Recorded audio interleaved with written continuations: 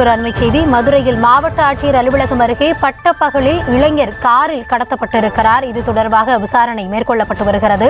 மதுரை மாவட்ட ஆட்சியர் அலுவலகம் அமைந்துள்ள சாலையில் நேற்று மதியம் இளைஞர் ஒருவர் சாலையில் நின்று கொண்டிருக்கும் போது இந்த கடத்தல் சம்பவம் அரங்கேறியிருக்கிறது.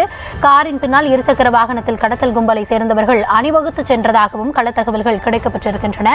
பணம் கொடுக்கல் வாங்கல் விவகாரத்தில் இந்த கடத்தல் சம்பவம் நடைபெற்றிருப்பதாகவும் தெரிய வருகிறது.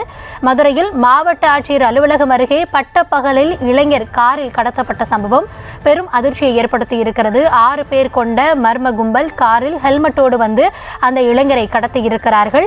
இது குறித்த விரிவான விவரங்களுக்காக இணைகிறார் எம்முடைய செய்தியாளர் பாலமுருகன். பாலமுருகன், வணக்கம். மாவட்ட ஆட்சியர் அலுவலகம் அருகேவே இதுபோன்ற துணிகரமான ஒரு சம்பவம் நிகழ்ந்திருக்கிறது. காவல்துறையினர் என்ன நடவடிக்கை மேற்கொண்டிருக்காங்க? கூடுதல் விவரங்களை வழங்கலாம். மதுரையில் மாவட்ட ஆட்சியர் அலுவலகம் அருகே பட்டப்பகலில் இளைஞர் காரில் கடத்தப்பட்ட சம்பவம் பரபரப்பை ஏற்படுத்தியிருக்கிறது.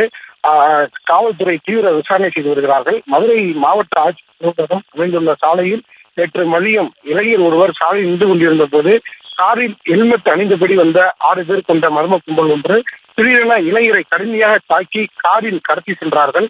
இளைஞரை காரில் இருந்து இறங்கி தப்பிவிட முயன்ற நிலையிலும் மீண்டும் இளைஞரை ஓடி விரட்டி சென்று தாக்கி மீண்டும் கடத்தி சென்றார்கள். இந்த நிலையில் காவல்துறையினருக்கு வந்த புகாரில் பல்லாவரம் காவல்துறையினர் இளைஞர் கடத்தல் தொடர்பாக தீவிர விசாரணை மேற்கொண்டு வருகிறார்கள். காரில் இளைஞர் கடத்தி சென்ற போது பின்னால் பைக்கிலும் கடத்தல் கும்பல் சென்றது பரபரப்பை ஏற்படுத்தியது. புகாரின் அடிப்படையில் கடத்தல் கும்பலை காவல்துறையினர் விரட்டி சென்று பிடித்து தீவிரமாக விசாரணை செய்து வருகிறார்கள். பணம் கொடுக்கல் வாங்கல் விவகாரத்தில் இளைஞர் கடத்தப்பட்டதாகவும் முதற்கட்டமாக தகவல் வெளியாகியிருக்கிறது. மாவட்ட ஆட்சியர் அலுவலகம் அருகே பட்டப்பகலில் நின்றிருந்த இளைஞரை மர்ம கும்பல் காரில் தற்போதைய விவரங்களுக்கு நன்றி பாலமுருகன்.